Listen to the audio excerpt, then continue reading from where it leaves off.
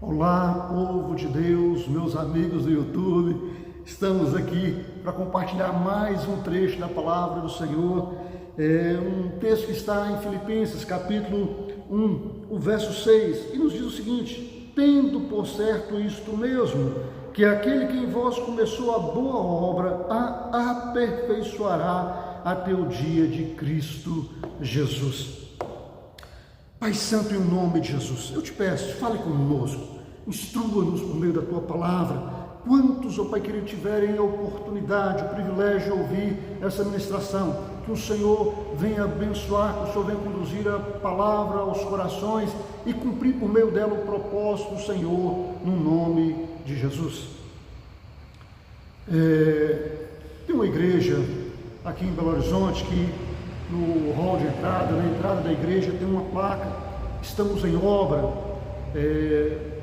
estamos em reforma. E isso para dizer que aquela igreja não é um povo que está aperfeiçoado, que já completou a obra de Deus nas suas vidas, mas ele se reconhece como um povo que está no processo, que Deus começou a obra, mas essa obra ainda não foi concluída.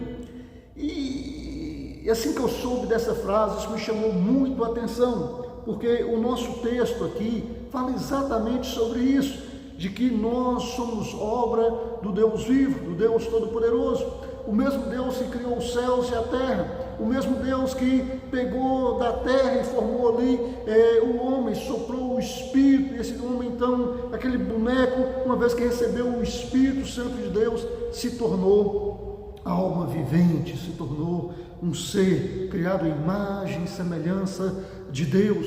E quando Deus viu aquilo, a Bíblia fala que Deus disse que era muito bom. Deus fez toda a obra que existe, os mundos, as galáxias, as Via-Lácteas, fez tudo que nós conhecemos e muitas coisas que nós não conhecemos. Deus também fez daquilo que está no mais profundo do oceano, que às vezes nós não temos acesso, não conseguimos chegar lá, nem mesmo com os mecanismos que hoje tem, os submarinos e daí por diante, né? As coisas que estão no espaço, ainda que temos robôs, fotógrafos, né, que fotografam aí o universo, o espaço. Com certeza tem lugares que não estão ao alcance desses instrumentos, mas tudo isso, não importa se está perto ou longe, é obra de Deus, é criação de Deus. E em cada criação de Deus, a palavra nos fala: e viu Deus que isso era bom. Mas quando Deus fez o homem, a palavra do Senhor nos fala que viu Deus que aquilo era muito bom, porque foi a coroa da criação de Deus. No Salmo 8, a palavra do Senhor chega ao ponto de nos falar que o Senhor nos fez um pouco menor do que Deus, de honra e glória o coroaste. Ou seja, mostrando a grandiosidade da criação, da obra de Deus. Não que o homem de si mesmo seja alguma coisa, mas porque Deus assim quis fazê-lo, Deus assim quis colocá-lo nessa condição, nessa postura. E o homem então é a coroa da criação de Deus. Então somos feituras de Deus, somos obra de Deus, estamos aí. Mas ninguém pode dizer: eu sou uma obra completa, né? Às vezes os meus filhos me chamam: pai, pai, você está pronto? Eu falo: eu já nasci pronto, brincando com eles, né? Mas no sentido de estar acabado, completo, terminado, concluído, nenhum de nós pode emitir tal informação, que estamos completos, que estamos acabados, que estamos concluídos, mas somos obra de Deus, uma obra que está em andamento, não é? Então Deus criou o homem, colocou no jardim, a história todos nós conhecemos. O homem virou as costas para Deus, recusou a palavra de Deus para aceitar a palavra da serpente e se viu perdido, escondendo de Deus, distante, longe. Mas Deus sempre começou a partir de então a trabalhar para resgatar esse homem que estava perdido, essa humanidade que estava perdida, e completar a boa obra dele através das nossas vidas. Eu, durante muitos anos, eu trabalhei com a lapidação de pedras preciosas, e a lapidação de pedras preciosas é uma arte, é algo muito interessante, porque você não pode fazer uma lapidação de qualquer maneira. Tem ali alguns critérios, tem ali algumas métricas, tem ali alguns ângulos que precisam ser respeitados. para que essa pedra, depois de lapidada, tenha uma aparência muito boa, ela venha refletir a luz venha passar por ela e assim transmitir a vida daquela pedra, né, o brilho daquela pedra, a beleza daquela pedra. E no processo para a lapidação de uma pedra preciosa, se encontrarmos uma pedra considerada limpa, no sentido assim de que não tem inclusão, que não tem defeito, que não tem uma gema realmente, ou seja, totalmente perfeita, ainda assim, para lapidar uma pedra dessa, você perde em torno de 80%. Ou seja, 80%, e se for uma pedra limpa, sem inclusão, sem defeito, uma pedra perfeita, uma gema, você vai perder cerca de 80% no processo de lapidação. Então você vai serrar aquela pedra, você vai formar, dando àquela pedra a forma que você deseja, se é uma pedra oval, se é retangular, se é um trilho, e daí por diante, se é uma pedra redonda. E aí, depois de formada essa pedra, você vai então colocar as facetas, vai construir as facetas nessa pedra. E essas facetas exatamente não pode ser de qualquer maneira, de qualquer jeito, tem que ter uma métrica ali, tem que ter um ângulo, tem que ter, para ficar bonito. Senão não vai ter a vida que aquela pedra precisa. Então, depois de tudo isso feito, aí vem a parte de polimento, você vai esfregar aquela pedra ali nos discos, usando os abrasivos e tal, e depois vai conferir, ainda tem um arranhãozinho aqui, na área de lapidação. O pessoal fala assim, você tem um cabelinho aqui ainda. Não que a pedra tenha cabelo, mas tem um fiozinho ali que está aparecendo ali, que não foi polido, ele volta para ela, esfrega novamente aquela faceta ali na roda de polimento, usando os abrasivos, até que o espelhamento daquela pedra, daquela faceta esteja perfeito. E depois de ter espelhado todas as facetas, de ter feito todo o processo, ter polido toda a parte da pedra, a mesa, as facetas, o rondiço e todas as partes da pedra, então essa pedra é tirada da caneta, é lavada, é limpa, e aí ela então vai estar pronta para ser colocada em uma joia. O apóstolo Paulo, ele trabalhou, e segundo ele mesmo fala, ele trabalhou mais do que a maioria das pessoas. Ele foi uma pessoa que dedicou-se quase que de forma obstinada à pregação do Evangelho, ele doou a sua vida, ele não fez corpo mole em momento algum, mas ele se doou com uma oferta viva a Deus em prol da obra do Senhor. Ele se desgastou, ele sofreu, ele passou por muitas coisas para que o Evangelho chegasse a muitos povos, chegasse a muitas pessoas. E no final da vida ele diz, olha, combati o bom combate, guardei a carreira, mantive a fé. Mas ele diz o seguinte, uma coisa digo, não que eu tenha alcançado, mas prossigo para o alvo, para o prêmio da soberana vocação.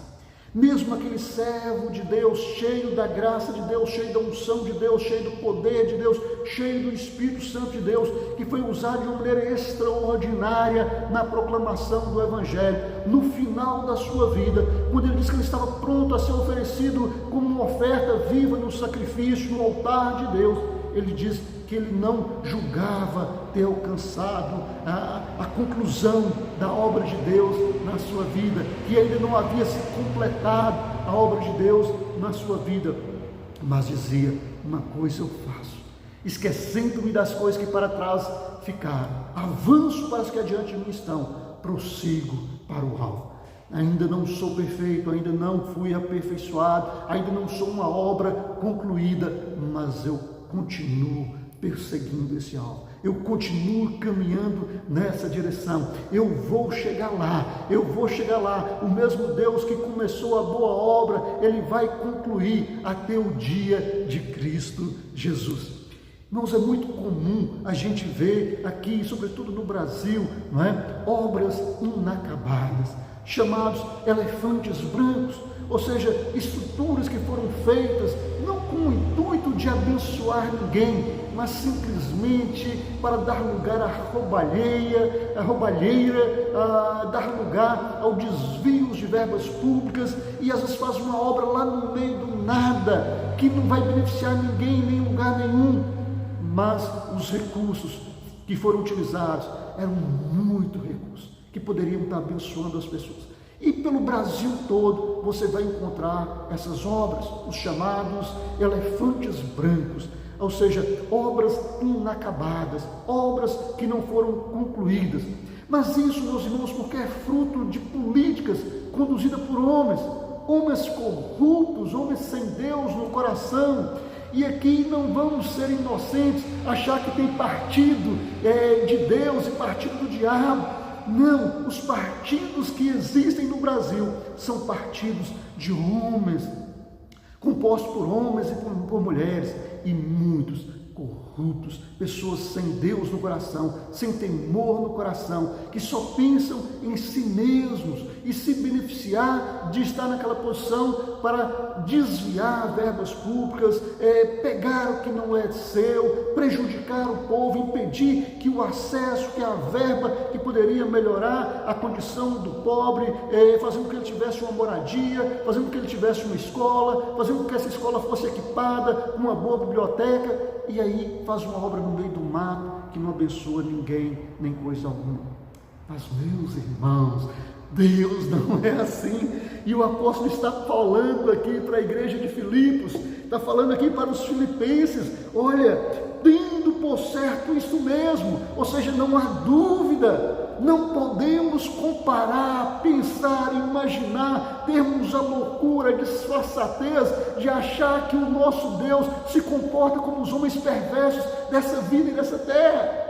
Não é assim que age o nosso Deus. O nosso Deus é bom, o nosso Deus é ético, o nosso Deus é correto, o nosso Deus não tem partido. O nosso Deus, Ele faz as coisas certas, na hora certa, pela sua palavra, pela sua intervenção, pelo seu querer, e as coisas começam a acontecer. E o apóstolo Paulo então está segurando, tendo por certo isso mesmo, ou seja, não tem lugar para dúvida, não tem lugar para pensar de maneira diferente, que aquele que começou em vós a boa obra, Ele a completará, Ele aperfeiçoará até o dia de Cristo Jesus. Meu irmão, minha irmã, você que me ouve, que me vê, você é obra de Deus. Não importa se você está andando com Ele neste momento ou não, você é obra de Deus.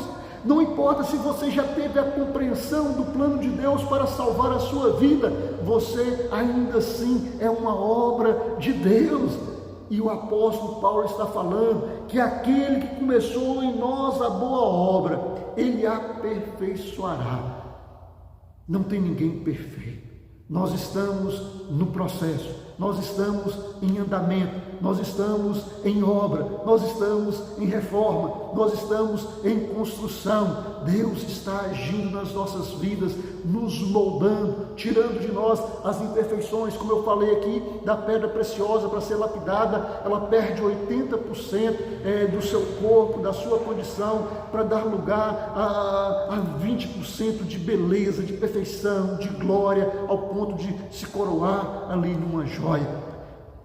Deus está trabalhando na minha vida, Deus está trabalhando na sua vida, Deus está trabalhando em homens e mulheres, em jovens e crianças, fazendo a obra dele, para que nós sejamos uma obra perfeita, porque Deus está aperfeiçoando essa obra. Não é obra de homens, não é obra que vai ficar inacabada, não é obra que vai ficar no meio do caminho, não é obra de alguém que começou e não pode concluir. Outro dia eu estava vendo uma reportagem de um cantor aqui no Brasil que estava construindo um palácio com 128, se não me falha a memória, 128 ou 180 suítes.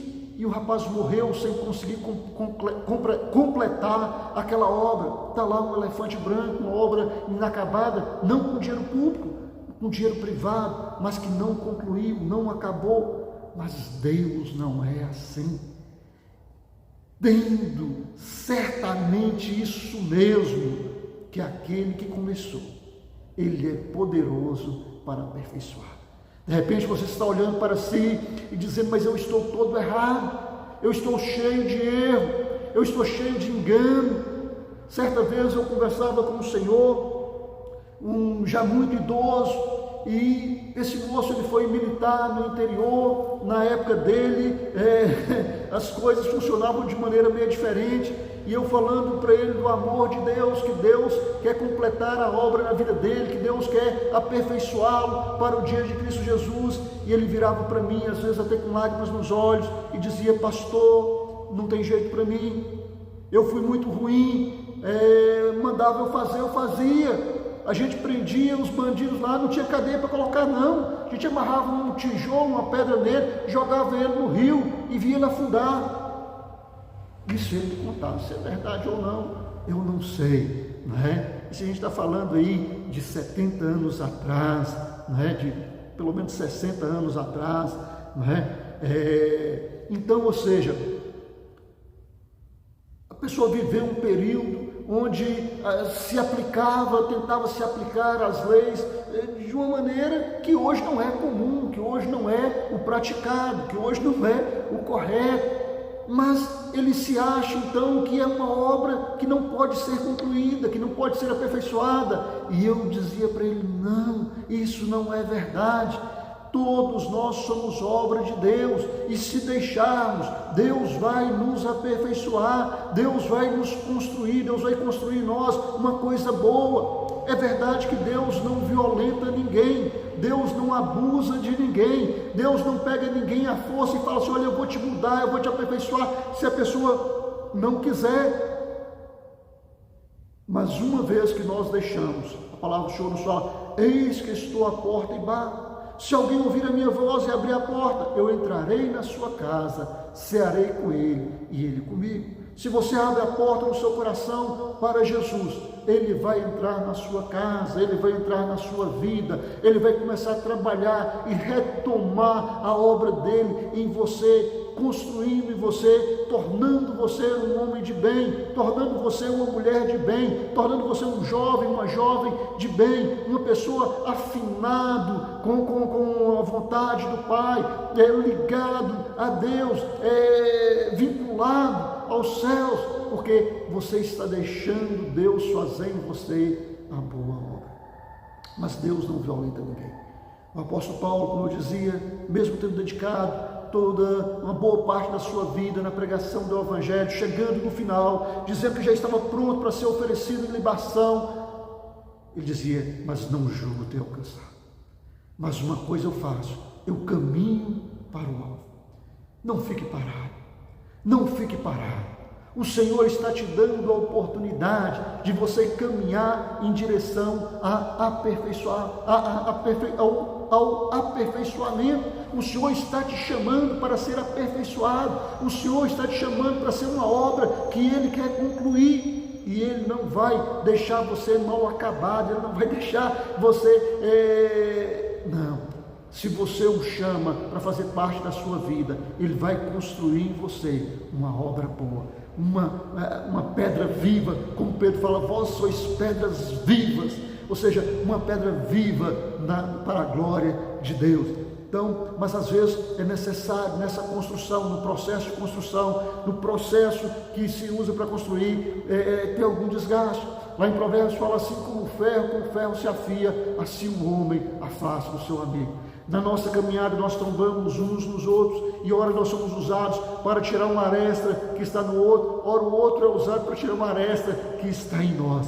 Mas estamos no processo, estamos em obra. O Senhor está nos construindo para que eu seja um pai melhor, para que eu seja um filho melhor, para que eu seja um funcionário melhor, para que eu seja um pastor melhor, para que eu seja um esposo melhor, e daí por diante. O Senhor está trabalhando em nós para nos aperfeiçoar.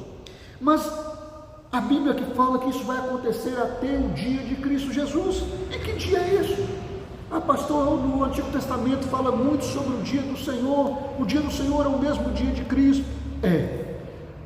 A ênfase que não é a mesma, porque quando o Antigo Testamento fala sobre o dia do Senhor, fala sobre um dia de juízo para o ímpio, para aquela pessoa que não aceitou Deus o reformar, que não aceitou Deus moldar a sua vida, que não aceitou Deus fazer dessa pessoa um vaso para a honra. E aí a Bíblia fala que é dia de choro e de ranger de dentes, é dia de trevas, de negrume, é dia de escuridão, é dia sem luz, é dia sem Deus. Ou seja, porque é um dia de juízo, onde Deus, onde o Senhor vai estar se apresentando, não para morrer na cruz novamente. Jesus já fez isso por nós, não para apanhar aqui, para ser cuspido na cara, não, Jesus já passou por isso uma única vez por todas.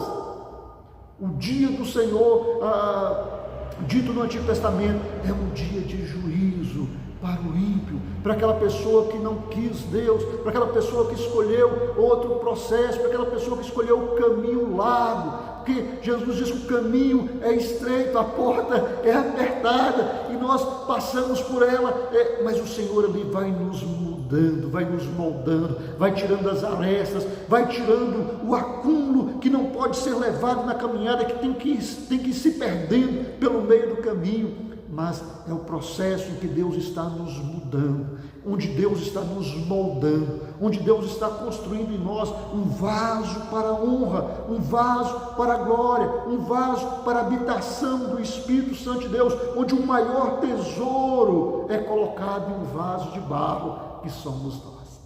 Na antiguidade era muito comum as pessoas colocarem os seus tesouros em vasos e esconderem, às vezes na terra, numa caverna, num buraco, numa cova, não é?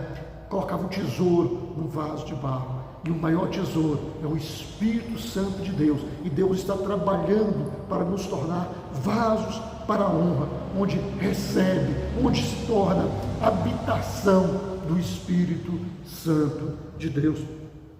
Mas pastor, e o dia de Cristo, o dia do Senhor, é o mesmo dia. É o mesmo dia, mas com dois aspectos diferentes. O dia do Senhor, onde o Senhor vai estar julgando todas as coisas, e o dia de Cristo, onde Cristo vai estar reunindo os eleitos, onde Cristo vai estar reunindo aqueles que foram chamados e atenderam o chamado do Senhor, porque todos foram chamados a participar dessa oportunidade, deste momento glorioso, mas nem todos receberam. A palavra de Deus fala que o Senhor veio para os seus, mas os seus não receberam, mas a todos quanto receberam, deu-lhes o poder de serem feitos filhos de Deus, a saber, os que creem no seu nome. Então todos foram chamados, uns recusaram. Os que recusaram o chamado vão enfrentar o Senhor no juízo, recebendo a condenação pelo maior pecado que existe, que é de não aceitar a salvação que Deus oferece em Cristo Jesus, que é de recusar a obra de Deus na sua vida, que o aperfeiçoaria para o dia de Cristo. O dia de Cristo é o mesmo dia, mas é o mesmo dia em que os servos do Senhor vão ser reunidos juntamente com Cristo, e Cristo então vai pegá-los pelas mãos e vai chegar até o Pai e dizer: Pai, aqui estão todos aqueles que o Senhor me deu, aqui está o fruto do árduo trabalho das tuas mãos, aqui está, ó Pai, que do resultado do sacrifício que o Senhor pediu para que eu fizesse na cruz do Calvário. Esses tiveram as suas vestes alvejadas no sangue do Cordeiro, esses foram vasos escolhidos, onde então o Espírito tem habitado, tem falado, tem estado presente. E a palavra do Senhor nos fala lá em Coríntios, no capítulo 15, na primeira epístola do apóstolo Paulo aos Coríntios, que nós o veremos tal qual ele é. Ou seja, junto com Adão, junto com Moisés, junto com Maria, com Pedro, Tiago e João, com todos aqueles que um dia caminharam nessa direção, como o apóstolo Paulo que diz: não julgo ter alcançado, mas eu caminho em direção desse alvo. Junto com todos aqueles que caminharam em direção a esse alvo, o Senhor, quando nos apresentar ao nosso Deus e Pai, nós o veremos tal qual ele é, e o impacto dessa visão será tão grandiosa, será tão radical, será tão transformadora, que nos transformará tal qual ele é. E aí a boa obra que um dia foi iniciada será concluída. Nesse dia não vai ter mais limitação, não vai ter mais falta de visão, não vai ter mais dor na coluna, não vai ter mais alguém desmembrado de um dos seus membros, mas terão todos um corpo glorioso como o de Cristo Jesus, para habitarmos a eternidade com o nosso Deus. Um dia de glória, um dia de vitória, um dia que você vai poder dar um brado e dizer: oh, onde está, ó morte, a tua vitória? Onde está, ó morte, o teu agrião? E o único e o último inimigo que insistia em lutar contra nós será destruído, que será a morte, e vamos viver eternamente com o Senhor. Glórias sejam dadas ao nome do Senhor, aleluia. Se você gostou, compartilhe, curta, compartilhe, se inscreva no canal, e que Deus em Cristo nos abençoe a todos, no nome de Jesus.